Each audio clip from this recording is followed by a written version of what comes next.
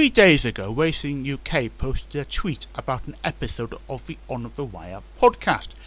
It contained a 35-second section of it from Brendan Duke.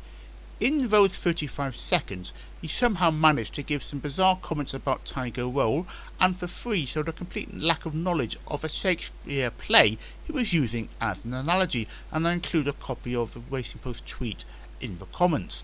In response, firstly, the BHA have a perfect right to comment about the Gordon Elliott affair. Stopping Gordon Elliott's horses from running at the Cheltenham Festival was perfectly warranted, and taking no action would have looked ludicrous. Secondly, the reason why Tiger Roll isn't running in the Grand National is solely because the OLeary brothers acted like children and removed him from the race in a fit of pique. It's perfectly justified not to run a horse in a race because you don't like the weight they will carry. It is not justified to complain Tiger Roll was unfairly handicapped when he almost certainly wasn't, even before his easy Cheltenham Festival win last month. Brendan Duke talks about OLeary, and I'm pretty sure he means Michael and not Eddie, is not here a master troller over running Tiger Roll in the entry bowl. If you don't want to run him in handicaps, and I note he didn't run in the Irish Grand National, so clearly the Irish handicapper hates Tiger Roll as well, I assume.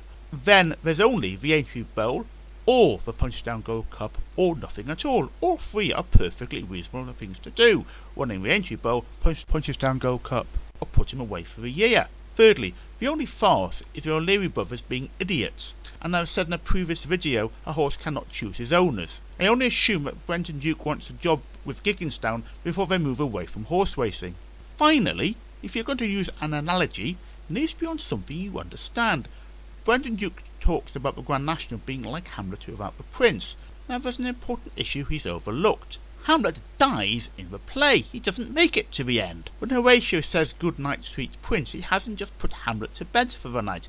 He's pointing out that Hamlet is very, very dead. So the Grand National needs Tiger Roll to die in tragic circumstances just before the end of the race. Of course, I'm stretching a point a little here. However, to quote Macbeth, Brendan Duke's words are a tale told by an idiot, full of sound and fury, signifying nothing. Now to Eddie OLeary. I used to think he was probably the good cop who understood racing better than his brother Michael, who seemed to make some silly statements every now and again, and Eddie OLeary appears to be the brains behind the operation. Then a few years ago I read something from him that made me think he was about as tiresome as his brother Michael. It got worse a few days ago when he said the following: Red Rum won his third Grand National when he was 12, after he was dropped £7. I suppose Tiger will have to wait until he's 17, by the way the English handicapper is carrying on. Has Eddie OLeary been in a coma? Did you not notice Tiger Roll winning by 18 lengths at the Cheltenham Festival this year?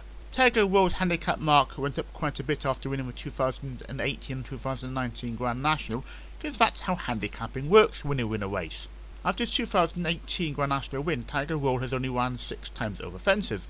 For an OK cross-country run at Cheltenham in November 2018, a win at the Cheltenham Festival 2019, again over cross-country course, the win in the 2019 Grand National, a decent second again on the cross-country course at the 2020 Cheltenham Festival, where Easylands won easily, but Tiger Roll was well clear of anyone else in second place, then a poor cross-country run in November 2020 back at Cheltenham, and finally his easy win at this year's Cheltenham Festival.